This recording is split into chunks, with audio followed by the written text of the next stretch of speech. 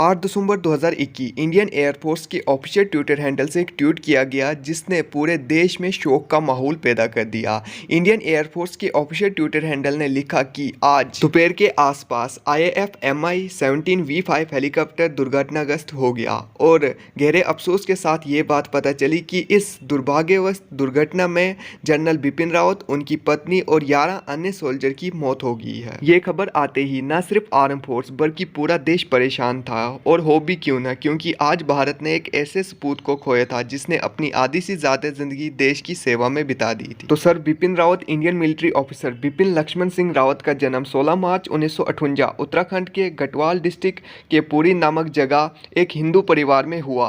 उनकी मां उत्तराखंड के एक्स MLA की बेटी थी और उनके पिता लक्ष्मण सिंह रावत इंडियन आर्मी में लेफ्टिनेंट जनरल की पोस्ट पे थे। वहीं ना सिर्फ उनके पिता ही बल्कि उनके परिवार में अन्य लोगों ने भी इंडियन आर्मी में अपनी सेवा प्रदान की है। सर बिपिन रावत की बायोग्राफी जानने के लिए अगर आप हमारे चैनल पर नए हैं तो प्लीज़ चैनल को सब्सक्राइब करें, वीडियो को लाइक करें, बगल में दी हुई घंटी को प्रेस करें ताकि जब भी हम फैक्ट्स के रिलेटेड, बायोग्राफी के रिलेटेड कोई भी नई वीडियो अपलोड करें उसकी नोटिफिकेशन आपको सबसे पहले मिले।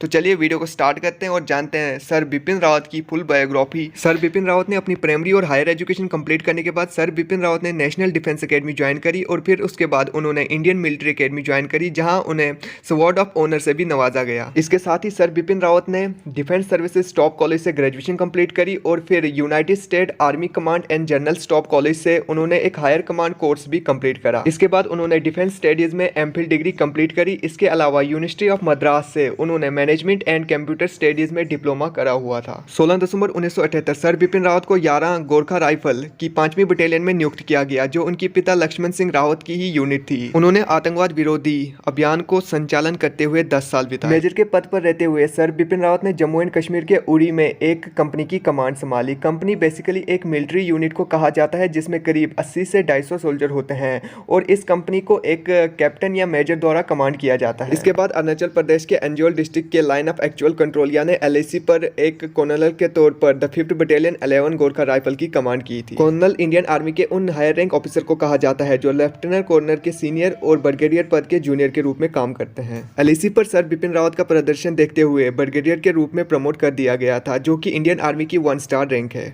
जहां उन्होंने जम्मू एंड कश्मीर के बारामूला डिस्ट्रिक्ट के सोपोर में मौजूद राष्ट्रीय राइफल के 5 सेक्टर को कमांड करने का काम किया था। और फिर उसके बाद उन्होंने democratic Republic of Congo chapter 7 mission के लिए मल्टीनेशनल ब्रिगेड को भी कमांड किया और यहीं पर फोर्स कमांडेड कॉम्बिनेशन के रूप में 2 बार अवार्ड से भी सम्मानित किए गए। उसके बाद फिर 20 अक्टूबर 2011 को उन्हें मेजर जनरल के रूप में नियुक्त किया गया। तब उन्होंने 19th इंडियन इन्फेंट्री डिवीजन के जनरल कमांडिंग ऑफिसर के रूप में अपनी सेवाएं दी। उसके करीब 2.5 साल बाद 1 जून 2014 को लेफ्टिनेंट जनरल के रूप में उन्हें प्रमोट कर दिया गया जहां उन्होंने 3 क्रॉप्स को कमांड करने का काम किया। इसके बाद कुछ समय के लिए उन्हें सदर्न कमांड के GOC भी बनाया गया। फिर उन्हें vice chief of army staff के रूप में भी कमांड दी। इसके बाद 17 दिसंबर 2016 को गवर्नमेंट ऑफ इंडिया ने उन्हें 27th chief of army staff के रूप में अपॉइंट कर लिया था, लेकिन 31 दिसंबर से उन्होंने इंडियन आर्म फोर्स के चीफ के रूप में काम करना स्टार्ट किया जब दलबीर सिंह सुहाग ने इस पोस्ट से रिटायरमेंट ली और इस तरीके से गोरखा रेजिमेंट के चीफ ऑफ आर्मी स्टाफ के बनने वाले तीसरे ऑफिसर बन गए। और इसके बाद 24 दिसंबर 2019 को मिनिस्ट्री ऑफ डिफेंस के द्वारा the chief of defence staff of the Indian arm force यानी CDS की फॉर्मेशन की गई